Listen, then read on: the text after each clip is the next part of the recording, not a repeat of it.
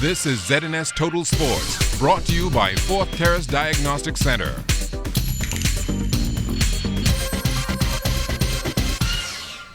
Welcome to sports, everybody. There are just over 3 weeks to go now until the best bodies in the Central American and Caribbean region go head-to-head for bragging rights. And tonight, Kelsey Johnson speaks with a former participant to get some insight on the road ahead for Team Bahamas.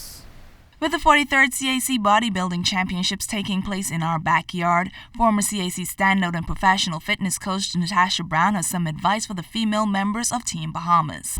Pretty much staying focused, making sure more than anything that you don't become bored or too complacent. It is very important that you stick to what you know has been working for you and don't try to add anything just cause. Whoever their personal coaches are, this is where they really need to really get together, do the homework, look at some past tapes, or if they know that we have some past competitors from the last competitions coming in, try to remember some of their strengths or their weaknesses and try to capitalize in it. But be true to yourself. Know what works for you and just go out there and shine.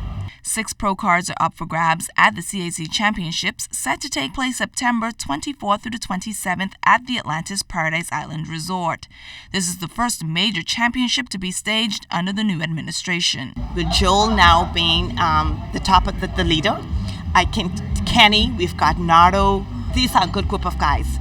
They're passionate about what they are doing. They've been in the business long enough. They've been very positive, and they're hard workers. And that's what's going to make this very successful. The women's fitness is just one of several titles up for grabs at this year's championships. Kelsey Johnson, ZNS Total Sports. Thanks to a silver medal from Shawnee Miller and a bronze medal from Jeffrey Gibson, the Bahamas finished up in 22nd place at the 15th IAAF World Track and Field Championships, which closed out on Sunday in Beijing, China.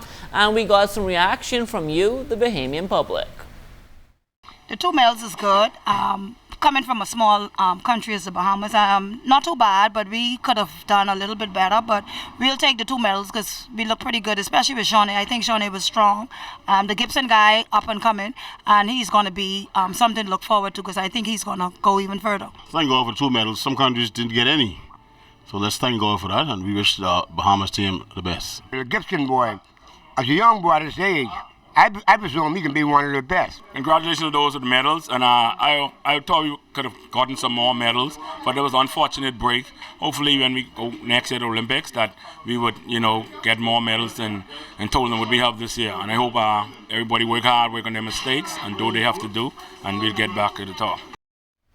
The Oklahoma Sooners held their alumni basketball game over the weekend, and we can tell you that the legend, Wayman Tisdale, the late legend there, he received some of the loudest cheers, his family there to help him out, and we can tell you there's no doubt about it who was the man of the hour, of course. After turning down the NBA for one more year of college, Bahamian Buddy Hield, looking like a presidential candidate, taking pictures with former players and fans, and of course he signed plenty of autographs.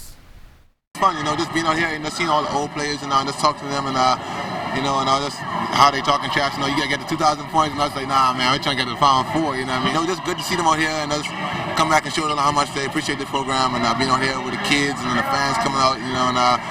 We just can't. I'm just excited what to see what we do this season. So till my time come back, I have something I can talk about. I went up to him and told him congratulations on his season last year and the fact that he came back. I think it's a wonderful move on his part.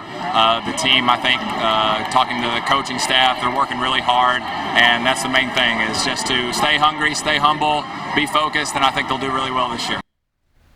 The New Providence Basketball Association has come a long way with technology over the past couple of years, implementing live real-time stats, and it's thanks in large part to current president Eugene Horton, who was also a part of the previous administration. What drove me to actually get involved with the stats initially was that, you come to the game and it's the same, tedious thing that's being done over. You have the same lineup, but yet you have to spend 10, 15 minutes before the game writing up the same line, putting in the same names and so forth. And so what I did on the off season, actually I found that I was elected. I didn't even know I was elected to the post of second vice. So when I went there, I contacted FIBA and through emails and Skype and so forth, and I just asked the question, could this be done and so forth, and they told me yes. And the good thing is, we already had 3 ladies already trained on the live stats. The 2015 college football season getting set to kick off, and 2 Bahamians will look to make their mark with major Division I programs. We can tell you Dimitri Knowles and the Virginia Tech Hokies open up against the reigning national champs, the Ohio State Buckeyes, next Monday. The senior wideout is listed as number 2 on the Hokies depth chart, and last year Virginia Tech opened with a 35-21 win over the Buckeyes. Now also, Florida State, they will start their season on Saturday against Texas State. Maven Saunders, a redshirt freshman, he's listed 3rd on the tight end depth chart. The Seminoles are just 1 season removed from a national championship, and they hope to make it back there behind quarterback Everett Golson, who played for a title a few years back with Notre Dame. Well, last night we heard from softball great Eddie Ford on who he thought was the best Bahamian pitcher of all time, and he went with Glenn the Master Griffin. But according to Ford, Douglas Dougie Smith is right up there as well. On the national team, we didn't have a catcher who could really handle him because Dougie used to throw heat. Dougie used to throw a lot of drop pitch, and you have to have a smart catcher because when a guy trained off speed and drop pitch, who could block the ball, right? He wasn't as fast as Hastings, but he was real quick. I think he was even quicker than Richard Johnson. And that will do it for sports. Stay tuned. The Bahamas Tonight comes back after the break.